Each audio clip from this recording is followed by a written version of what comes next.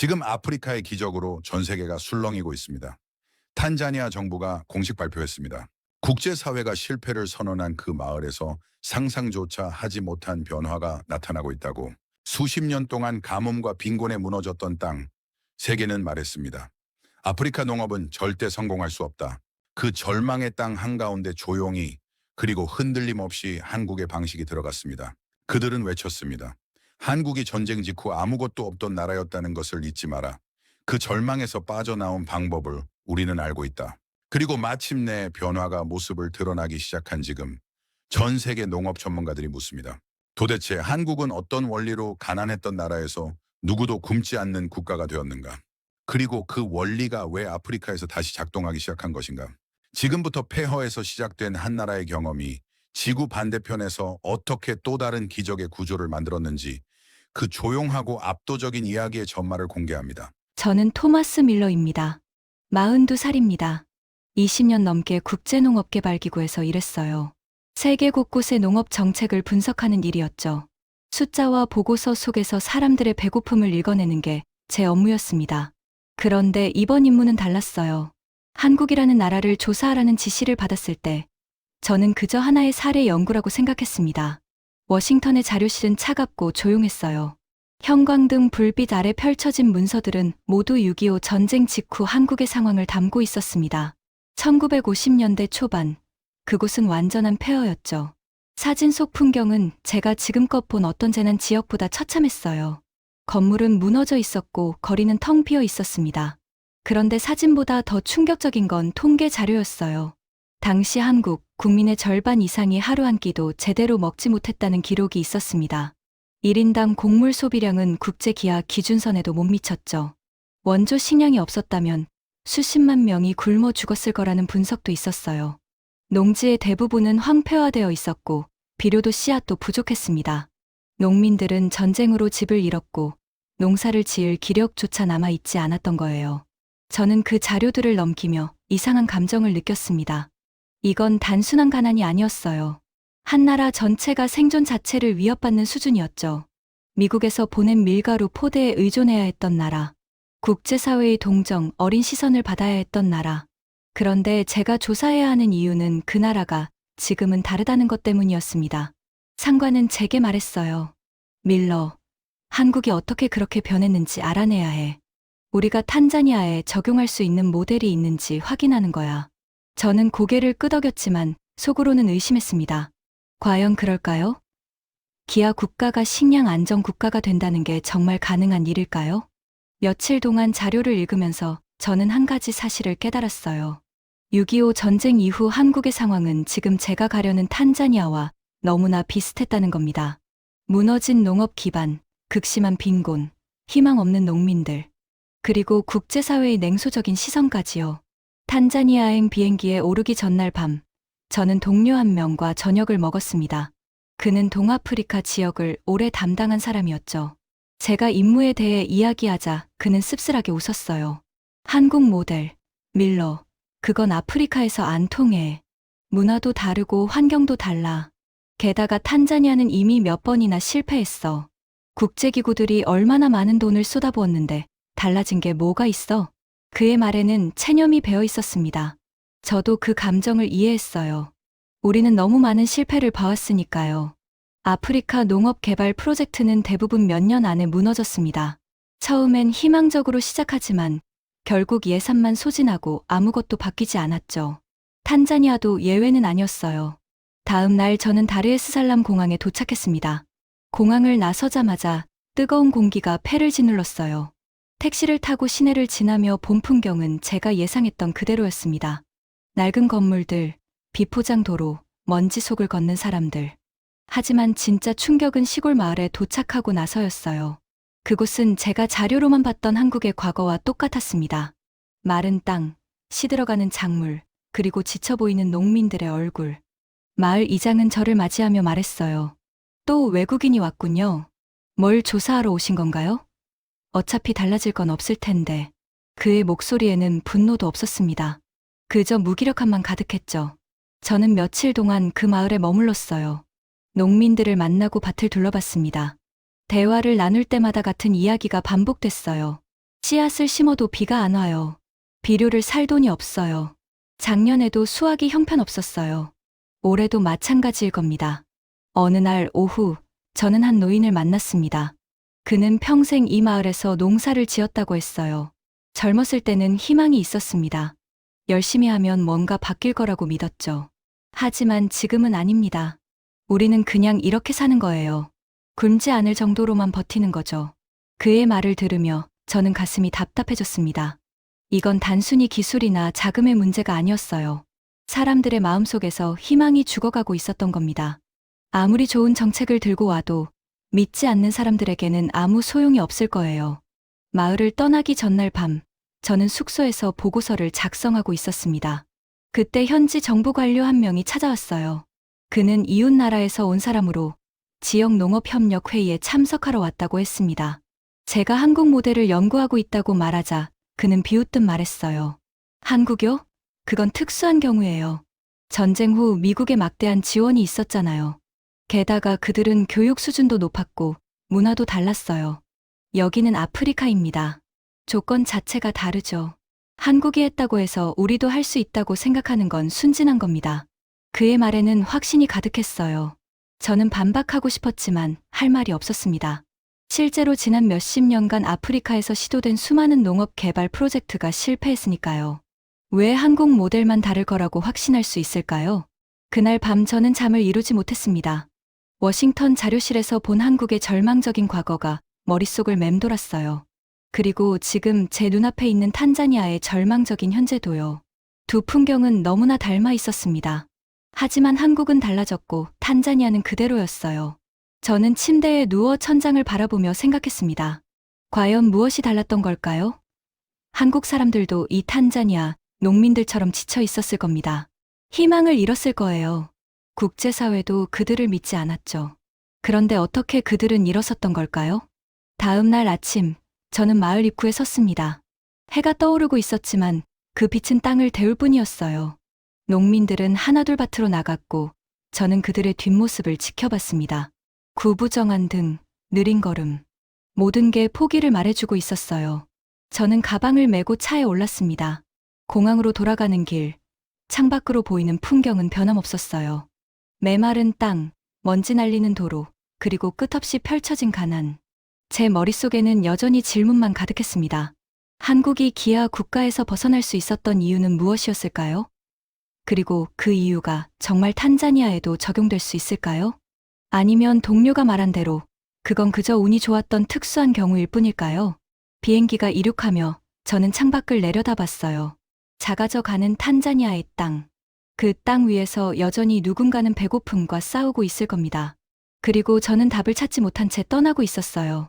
워싱턴으로 돌아가는 긴 비행 시간 동안 저는 노트북을 열고 보고서를 작성하기 시작했습니다. 하지만 손가락은 키보드 위에서 멈춰 있었어요. 무엇을 써야 할까요? 탄자니아는 절망적이고 한국 모델은 적용 불가능하다고 쓸까요? 그렇게 쓰면 모든 게 끝나는 거예요. 그 마을 사람들은 계속 배고플 테고 아이들은 학교 대신 밭으로 나갈 겁니다. 저는 눈을 감았습니다. 어둠 속에서 두 개의 이미지가 겹쳐졌어요. 6.25 전쟁 후 폐허가 된 한국의 흑백 사진. 그리고 제가 며칠 전 본 탄자니아 마을의 컬러 풍경. 시대도 대륙도 달랐지만 그 안에 담긴 절망은 똑같았습니다. 저는 모르고 있었어요. 그때는 정말 몰랐습니다. 제가 찾고 있던 답이 얼마나 단순하면서도 깊은 곳에 숨어 있었는지, 그리고 그 답을 찾는 과정이 제 인생을 완전히 바꿔놓을 거라는 것도요. 워싱턴에 돌아온 지 3주가 지났을 때 본부에서 연락이 왔습니다. 한국농촌진흥청에서 전문가 파견단을 구성했고 그들이 탄자니아 프로젝트에 합류하기로 했다는 내용이었어요. 저는 다시 탄자니아로 가야 했습니다. 이번엔 관찰자가 아니라 조정자로서 말이죠. 공항에서 한국 전문가들을 처음 만났어요. 5명이었습니다. 그들은 정중했지만 말이 많지 않았어요. 악수를 나누며 저는 그들의 손을 느꼈습니다. 거칠고 단단한 손이었죠. 책상에만 앉아있던 사람들의 손이 아니었어요. 차를 타고 마을로 향하는 동안 저는 그들에게 물었습니다. 한국에서도 이런 상황이 있었습니까? 그중 나이가 가장 많아 보이는 사람이 대답했어요. 있었습니다. 우리도 아무것도 없던 시절이 있었어요. 땅은 척박했고 사람들은 지쳐 있었죠. 그의 목소리에는 감정이 없었어요. 그저 사실을 말하는 것처럼 들렸습니다. 저는 더 묻고 싶었지만 그는 창밖을 바라보며 입을 다물었어요. 나머지 사람들도 조용했습니다. 마을에 도착하자 이장이 나왔습니다. 그는 저를 기억하고 있었어요. 또 오셨군요. 이번엔 뭘 가져오셨습니까? 그의 말투는 여전히 무기력했습니다. 저는 한국 전문가들을 소개했어요. 이장은 그들을 훑어보더니 고개를 끄덕였습니다. 환영합니다. 하지만 기대는 하지 않겠습니다. 다음 날부터 한국 전문가들은 일을 시작했어요. 그들은 먼저 토양을 조사했습니다. 삽으로 땅을 파고 흙을 만지며 뭔가를 기록했죠. 저는 옆에서 지켜봤어요. 무엇을 찾고 계십니까? 한 전문가가 대답했습니다. 산도와 영양 상태를 확인하고 있어요. 어떤 작물이 적합한지 알아야 하니까요. 그들은 며칠 동안 마을 곳곳을 돌아다녔습니다. 물기를 살피고 경사를 측정했어요. 농민들은 멀찍이 서서 그들을 바라봤습니다. 아무도 다가오지 않았어요. 저는 그 시선 속에서 의심을 읽었습니다. 또 외국인들이 와서 이상한 짓을 하다가 떠날 거라는 생각이었죠. 일주일 후, 한국 전문가들은 마을 회관에서 회의를 열었습니다. 주민들을 모두 불렀어요. 사람들은 느릿느릿 모였습니다. 표정은 하나같이 지루함으로 가득했어요. 이장이 앞에 나와 말했습니다. 이분들이 우리를 도와주러 왔다고 합니다. 한번 들어봅시다. 한국 전문가 중 한 명이 일어났어요. 그는 천천히 말했습니다. 우리는 여러분에게 새로운 방식을 제안하러 왔습니다. 하지만 그 전에 먼저 말씀드릴 게 있어요. 우리나라도 과거엔 여러분과 똑같았습니다. 전쟁이 끝나고 아무것도 남지 않았죠. 사람들은 굶주렸고 땅은 황폐했어요. 사람들은 조용히 듣고 있었습니다. 전문가는 계속했어요. 우리가 해낸 일은 기적이 아니었습니다. 그저 방법을 찾았을 뿐이에요. 품종을 바꾸고 물기를 정비하고 함께 일하는 방식을 만들었죠. 그게 전부입니다. 회의가 끝난 후 저는 몇몇 주민들의 대화를 들었어요. 저 사람들 말이 사실일까? 글쎄, 한국이 정말 우리처럼 가난했다고 믿기 어렵지 않아. 그들의 목소리에는 여전히 불신이 가득했습니다. 그날 밤 저는 숙소에서 한국 전문가 한 명과 이야기를 나눴어요. 저는 물었습니다. 사람들이 믿지 않는 것 같은데 괜찮습니까? 그는 담담하게 대답했어요. 당연합니다. 우리도 처음엔 그랬으니까요. 변화를 믿지 못하는 건 당연한 겁니다. 다음 주부터 본격적인 교육이 시작됐습니다. 한국 전문가들은 매일 아침 마을 회관에 모였어요. 주민들에게 새로운 품종에 대해 설명했습니다. 하지만 출석률은 형편없었어요. 첫날 30명 정도 왔던 사람들이 사흘째엔 15명으로 줄었습니다. 저는 이장에게 물었어요. 왜 사람들이 오지 않습니까? 이장은 한숨을 쉬었습니다. 시간 낭비라고 생각하는 거예요. 농사일이 바쁜데 회관에 앉아서 듣기만 하는 게 무슨 소용이냐는 거죠. 한국 전문가들은 개의치 않는 것처럼 보였어요. 그들은 묵묵히 교육을 이어갔습니다. 품종 선택, 파종 시기, 물 관리 방법, 모든 걸 차근차근 설명했어요. 저는 그 내용을 들으며 생각했습니다. 이게 정말 효과가 있을까요? 지식만 전달한다고 뭔가 바뀔까요? 한 달이 지났을 때 저는 본부에 중간 보고서를 보내야 했습니다. 노트북 앞에 앉아 고민했어요. 뭐라고 써야 할까요? 아직 아무것도 바뀌지 않았습니다. 교육은 진행되고 있지만 주민들의 태도는 여전히 냉담했어요. 생산량은 당연히 그대로였고요. 저는 키보드를 두드리기 시작했습니다. 현재까지 가시적 성과는 없음. 주민 참여율 저조. 한국 전문가들의 접근 방식은 체계적이나 현지 적응 여부 불확실. 그렇게 쓰고 나니 가슴이 답답했어요. 이건 실패 보고서나 다름없었습니다. 그 무렵 주변국에서 온 관료 몇 명이 마을을 방문했어요. 그들은 농업협력 프로그램을 검토하러 왔다고 했습니다. 저는 그들을 안내하며 현장을 보여줬어요. 한국 전문가들이 주민들에게 관계 시설 개선 방법을 설명하고 있었습니다. 관료 중 한 명이 비웃듯 말했어요. 아직도 이런 걸 하고 있군요. 밀러, 솔직히 말해서 이게 효과가 있을 것 같습니까? 한국은 특수한 경우예요. 미국의 지원, 교육받은 인력, 전쟁 후 재건 의지. 여기엔 그런 게 없잖아요. 저는 반박하려 했지만 말문이 막혔습니다. 그의 말이 틀렸다고 확신할 수 없었어요. 실제로 지금까지 어떤 변화도 없었으니까요. 관료들은 고개를 저으며 떠났습니다. 그들의 뒷모습에서 저는 체념을 읽었어요. 그날 저녁 저는 한국 전문가들과 저녁을 먹었습니다. 저는 조심스럽게 물었어요. 주민들이 여전히 믿지 않는 것 같습니다. 이대로 괜찮을까요? 가장 나이 많은 전문가가 대답했습니다. 괜찮지 않습니다. 하지만 지금은 그럴 수밖에 없어요. 믿음은 결과를 보고 생기는 겁니다. 그런데 결과가 나오지 않으면요? 제가 다시 물었어요. 그는 잠시 침묵하더니 말했습니다. 그럼 실패하는 거죠. 하지만 우리는 할 수 있는 걸 다 하는 겁니다. 그게 전부예요. 이 개월째에 접어들자 한국 전문가들은 새로운 단계로 넘어갔습니다. 공동 작업반을 구성하자고 제안했어요. 마을 사람들을 몇 개 그룹으로 나누고 각 그룹이 함께 일하며 서로 돕는 방식이었습니다.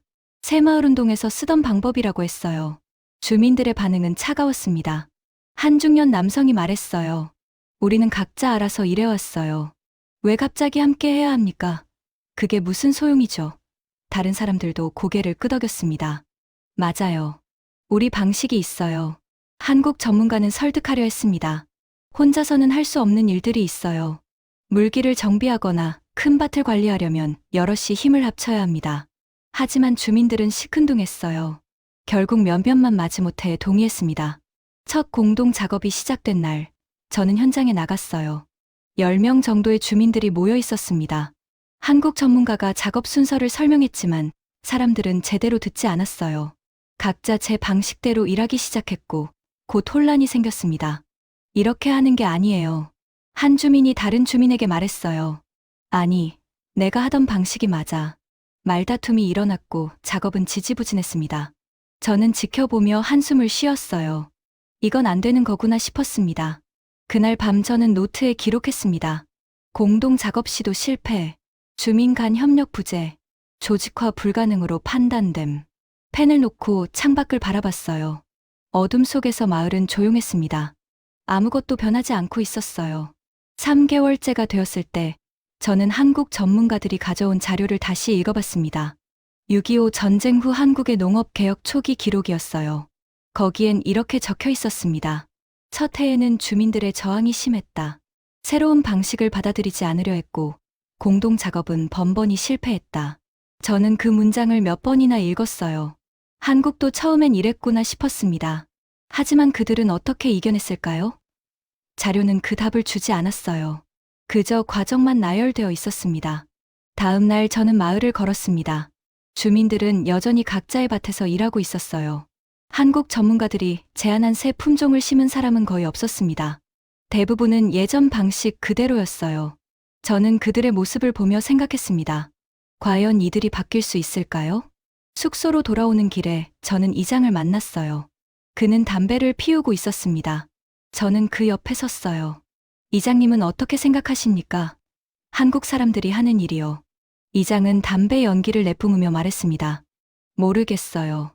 그들은 성실해 보여요. 하지만 성실하다고 다 되는 건 아니잖아요. 여기는 한국이 아니에요.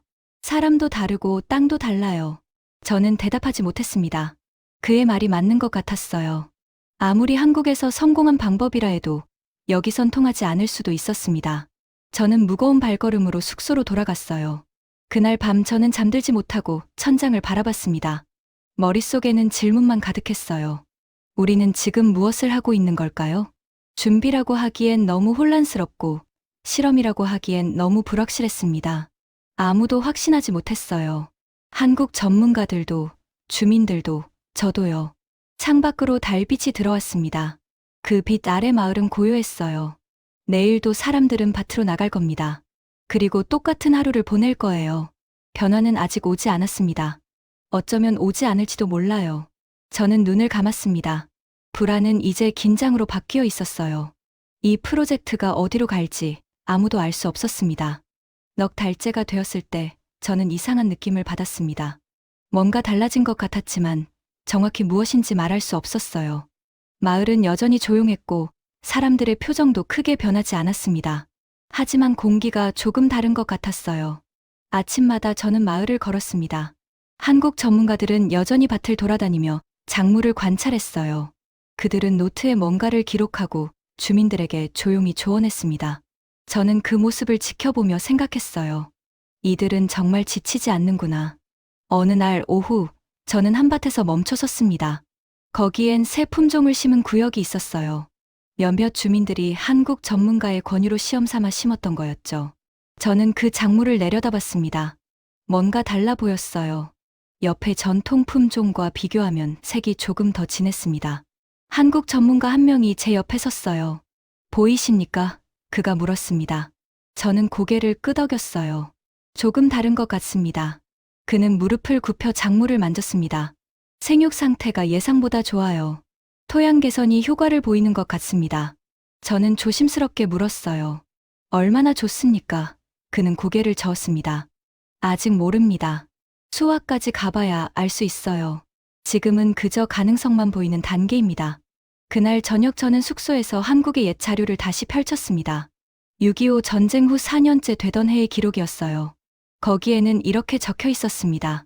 품종 개량 시험구에서 전년 대비 미세한 성장률 차이 관찰됨. 하지만 농민들의 신뢰는 여전히 낮은 상태. 저는 그 문장을 읽으며 손가락을 멈췄어요. 지금 탄자니아와 똑같구나 싶었습니다. 한국도 이 단계를 지나왔던 거예요. 변화는 보이지만 아직 확신할 수 없는 시기. 그때 한국 사람들은 무엇을 느꼈을까요? 다음 날 마을 회관에서 회의가 있었습니다. 공동 작업반에 대한 논의였어요. 지난 몇 달간 몇몇 그룹이 함께 일해왔지만 여전히 갈등이 많았습니다. 한국 전문가는 주민들 앞에서 말했어요. 함께 일하는 건 쉽지 않습니다. 하지만 혼자서는 할 수 없는 일들이 있어요. 한 주민이 손을 들었습니다. 그래서 뭐가 달라졌습니까? 우리가 함께 일한다고 해서 수확이 늘어난 것도 아닌데요. 다른 사람들도 고개를 끄덕였어요. 전문가는 침착하게 대답했습니다. 아직 결과를 말하기엔 이릅니다. 하지만 물길 정비는 혼자서 못했을 겁니다. 실제로 지난주에 몇몇 그룹이 함께 작은 수로를 만들었어요. 저는 그 현장을 봤습니다. 사람들은 투덜거리면서도 삽을 들었고 하루 종일 일했어요. 수로는 완성됐지만 그들의 얼굴엔 여전히 회의가 남아 있었습니다. 회의가 끝난 후 저는 이장과 이야기를 나눴어요. 주민들 사이에서 뭔가 달라진 게 있습니까? 이장은 잠시 생각하더니 말했습니다. 글쎄요. 예전보단 덜 싸우는 것 같긴 해요. 하지만 그게 좋은 건지는 모르겠어요. 저는 그의 표정을 살폈습니다. 여전히 조심스러웠어요. 믿고 싶지만 믿을 수 없다는 표정이었죠. 저는 그 감정을 이해했습니다. 너무 많이 실망했던 사람들은 쉽게 희망을 품지 못해요. 5개월째 접어들었을 때 국제기구에서 감독관이 왔습니다. 프로젝트 진행 상황을 점검하러 온 거였어요. 저는 그를 안내하며 현장을 보여줬습니다. 그는 밭을 둘러보고 주민들과 짧게 이야기를 나눴어요. 저녁에 그와 식사를 하며 저는 물었습니다. 어떻게 보십니까? 감독관은 포크를 내려놓고 말했어요. 밀러, 솔직히 말해서 아직 아무것도 확실하지 않아 보입니다. 한국 사람들은 열심히 하고 있지만 이게 성과로 이어질지는 미지수예요. 저는 대답하지 못했습니다. 그의 말이 틀리지 않았으니까요. 감독관은 계속했어요. 본부에선 이미 회의적이에요. 예산 대비 성과가 없다는 거죠. 다음 분기에도 개선이 안 보이면 프로젝트 중단을 검토할 겁니다. 그날 밤 저는 잠들 수 없었습니다. 중단이라는 말이 머릿속을 맴돌았어요. 지금까지의 노력이 무너질 수도 있다는 생각에 가슴이 답답했습니다. 하지만 동시에 의문도 들었어요. 과연 이 프로젝트를 계속할 만한 가치가 있을까요? 다음 날 아침 저는 일찍 일어나 마을로 나갔습니다. 해가 막 떠오르고 있었어요. 밭에는 벌써 몇몇 주민들이 나와 있었습니다. 저는 그들을 지켜봤어요. 삽질하는 모습, 작물을 살피는 손길. 모든 게 예전과 비슷해 보였지만 뭔가 달랐습니다. 한 여성이 제게 다가왔어요. 밀러 씨, 저희 밭 좀 봐주시겠어요? 저는 그녀를 따라갔습니다. 그녀는 새 품종을 심은 구역을 가리켰어요. 이게 정말 다른 건가요? 아니면 제가 착각하는 건가요? 저는 그 작물을 내려다봤습니다. 확실히 전통 품종보다 튼튼해 보였어요. 하지만 수치로 증명할 수는 없었습니다. 저는 말했어요. 달라 보이긴 합니다. 하지만 수확까지는 기다려야 할 것 같아요. 여성은 고개를 끄덕였습니다. 그렇겠죠. 하지만 뭔가 다른 것 같아요. 제가 20년 넘게 농사를 지었는데 이런 느낌은 처음이에요.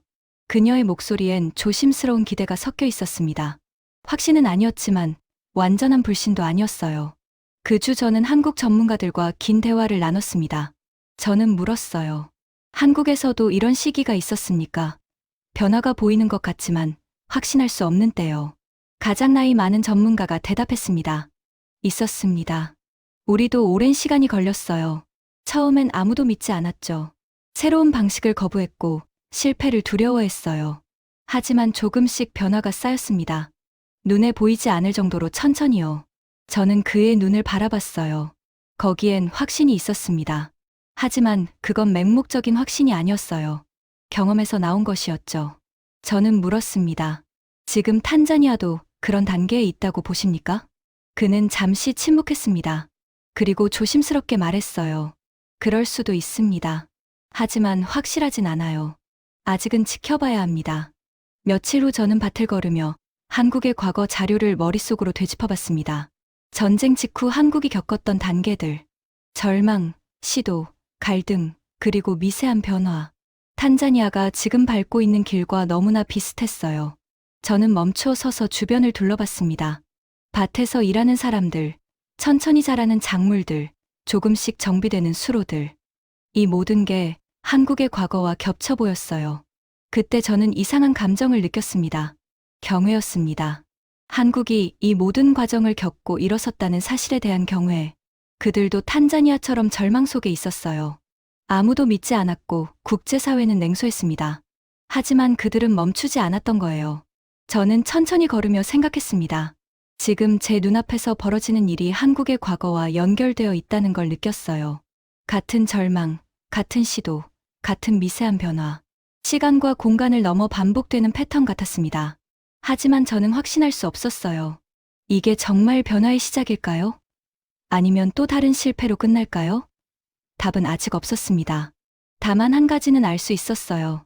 뭔가 움직이기 시작했다는 것. 그날 저녁 저는 노트북을 열고 기록을 남겼습니다. 5개월째. 명확한 성과는 없음. 하지만 미세한 변화 감지됨. 주민 태도 변화 조짐. 한국 모델과의 유사성 발견. 결론 불가. 지속 관찰 필요. 창밖으로 어둠이 내려앉고 있었어요. 마을은 조용했습니다. 하지만 그 고요함 속에서 뭔가 자라고 있었어요. 저는 그걸 느낄 수 있었습니다. 눈에 보이지 않지만 분명히 존재하는 무언가. 저는 눈을 감았습니다. 머릿속에 한국의 과거와 탄자니아의 현재가 교차했어요. 두 풍경은 달랐지만 본질은 같았습니다. 사람들이 포기하지 않고 조금씩 나아가는 모습. 그게 전부였어요. 다음 날 아침 저는 한국 전문가들을 따라 밭으로 나갔습니다. 그들은 작물을 측정하고 기록했어요. 저는 옆에서 지켜봤습니다. 그들의 손은 정확했고 표정은 침착했어요. 서두르지 않았지만 멈추지도 않았습니다. 저는 그 모습을 보며 깨달았어요. 이들은 결과를 확신하지 않았습니다. 하지만 과정을 신뢰하고 있었어요. 한국이 걸었던 길을 알고 있었고 그 길이 가능하다는 걸 경험으로 알았던 거죠. 마을 이장이 저에게 다가왔습니다. 밀러 씨, 솔직히 말해서 저도 잘 모르겠어요. 뭔가 달라지는 것 같긴 한데 확실하진 않아요. 그래도 계속해볼 생각입니다. 그의 말엔 여전히 조심스러움이 가득했어요. 하지만 완전한 거부는 아니었습니다. 조금씩 열리고 있었어요. 아주 천천히, 거의 느낄 수 없을 정도로. 저는 고개를 끄덕였습니다. 그렇게 하시죠. 조금 더 지켜봅시다. 이장은 미소를 지었어요. 희망에 찬 미소는 아니었습니다. 그저 피곤하지만 포기하지 않겠다는 표정이었죠. 해가 높이 떠올랐습니다. 마을은 여전히 가난했고 사람들은 지쳐 있었어요. 하지만 뭔가 다른 기운이 흐르고 있었습니다. 저는 그걸 말로 설명할 수 없었어요. 다만 느낄 수 있었을 뿐이죠. 저는 밭 사이를 걸으며 생각했습니다. 한국이 기아 국가에서 벗어났던 건 기적이 아니었어요. 그저 이런 날들의 축적이었던 거예요. 확신 없이 계속하고, 결과 없이 믿고, 증명 없이 나아가는 시간들. 그리고 지금 탄자니아도 그 시간 속에 있었습니다. 아직 아무것도 확실하지 않았어요. 하지만 멈춰 있지도 않았습니다. 저는 그 사실을 조용히 받아들였어요. 경외는 깊어지고 있었지만 저는 말하지 않았습니다. 아직은 때가 아니었어요. 지켜봐야 했습니다. 조금 더, 그리고 조금 더. 6달째가 되었을 때 저는 마을에 들어서며 멈춰 섰습니다. 뭔가 달랐어요. 풍경은 같았지만 분위기가 변해 있었습니다. 사람들이 움직이는 방식이 이전과 달랐어요. 더 정돈되어 있었고 흐트러짐이 줄어들었습니다. 마을 입구의 수로를 보며 저는 생각했어요. 2달 전만 해도 여기엔 물이 제대로 흐르지 않았습니다. 주민들이 함께 파긴 했지만 관리가 안 됐었죠. 그런데 지금은 달랐어요. 물이 일정하게 흘렀고 누군가 정기적으로 손을 보고 있었습니다. 저는 천천히 마을 안으로 걸어 들어갔어요. 밭에는 여러 주민들이 나와 있었습니다. 그들은 각자의 구역에서 일했지만 이전처럼 흩어져 있지 않았어요. 일정한 패턴이 보였습니다. 누군가 물을 관리하고 누군가 작물을 살폈어요. 조용하지만 질서가 있었습니다. 한밭에 멈춰서서 저는 작물을 내려다봤습니다. 새 품종을 심은 구역이었어요. 작물들은 이전에 비해 확연히 달랐습니다. 키가 더 컸고 잎의 색도 진했어요. 전통 품종을 심은 옆밭과 비교하면 차이가 눈에 보였습니다. 한국 전문가 한 명이 제 옆에 왔어요. 저는 물었습니다. 많이 달라졌습니까? 그는 고개를 끄덕였어요. 토양 개선과 품종 선택이 맞아떨어졌습니다. 주민들도 관리를 제대로 하고 있고요. 저는 그의 말을 듣며 주변을 둘러봤어요. 몇 달 전만 해도 주민들은 한국 전문가들의 말을 반신반의하며 들었습니다. 하지만 지금은 스스로 판단하고 적용하고 있었어요. 누가 시키지 않아도 물을 주고 토양을 살폈습니다. 마을 회관에서 공동 작업반 회의가 있었어요. 저는 뒤에 앉아서 지켜봤습니다. 이장이 앞에 나와 말했어요. 이번 주 일정을 정합시다. 북쪽 수로 보수가 필요하고 공동 창고 정리도 해야 합니다. 주민들은 조용히 듣고 있었습니다. 누군가 손을 들었어요. 수로 보수는 오전에 하는 게 좋을 것 같습니다. 오후엔 더워서 힘들어요. 다른 사람이 거들었습니다. 그럼 창고는 저녁에 합시다. 시원할 때 하는 게 나아요. 그들은 서로 의견을 나눴습니다. 몇 달 전처럼 다투지 않았어요. 각자 생각을 말하고 조율했습니다. 한국 전문가들은 옆에서 조용히 듣고만 있었어요. 개입하지 않았습니다. 이미 주민들이 스스로 움직이고 있었으니까요. 회의가 끝난 후 저는 이장과 밖으로 나왔습니다. 저는 물었어요. 많이 달라진 것 같습니다. 이장은 고개를 끄덕였어요. 저도 놀랐습니다. 처음엔 안 될 거라고 생각했어요. 하지만 조금씩 해보니 되더군요. 그의 목소리에는 여전히 조심스러움이 남아 있었습니다. 하지만 이전처럼 무기력하지는 않았어요. 뭔가 가능하다는 걸 느끼고 있었습니다. 확신은 아니었지만 경험에서 나온 믿음이었어요. 저녁에 저는 숙소로 돌아가 한국의 자료를 다시 펼쳤습니다. 전쟁 후 7년째 되던 해의 기록이었어요. 거기엔 이렇게 적혀 있었습니다. 공동 작업 체계가 안정화 단계에 진입. 농민들이 자발적으로 조직을 운영하기 시작. 품종 개량 효과가 가시화되며 생산성 개선 흐름 확인. 저는 그 문장을 읽으며 손을 멈췄어요. 지금 탄자니아와 똑같았습니다. 한국도 이 단계를 지나왔던 거예요. 절망에서 시작해 조용한 준비를 거쳐 조금씩 변화가 쌓이고 그게 어느 순간 선명하게 드러나는 순간. 저는 자료를 덮고 창밖을 바라봤습니다. 어둠 속에서 마을은 고요했어요. 하지만 그 고요함은 이전과 달랐습니다. 죽어있는 고요함이 아니라 살아 움직이는 고요함이었어요. 뭔가 자라고 있었습니다. 다음 날 아침 저는 밭을 걸었습니다. 해가 떠오르며 작물들을 비췄어요. 저는 한밭에서 멈춰서서 작물을 내려다봤습니다. 이전에는 보이지 않던 것들이 보였어요. 줄기의 굵기, 잎의 윤기, 뿌리가 내린 깊이. 한국 전문가가 제 옆에 섰습니다. 저는 물었어요. 한국에서도 이런 순간이 있었습니까? 변화가 확실하게 보이는 때요. 그는 고개를 끄덕였어요. 있었습니다. 처음엔 보이지 않다가 어느 순간 연결되는 거예요.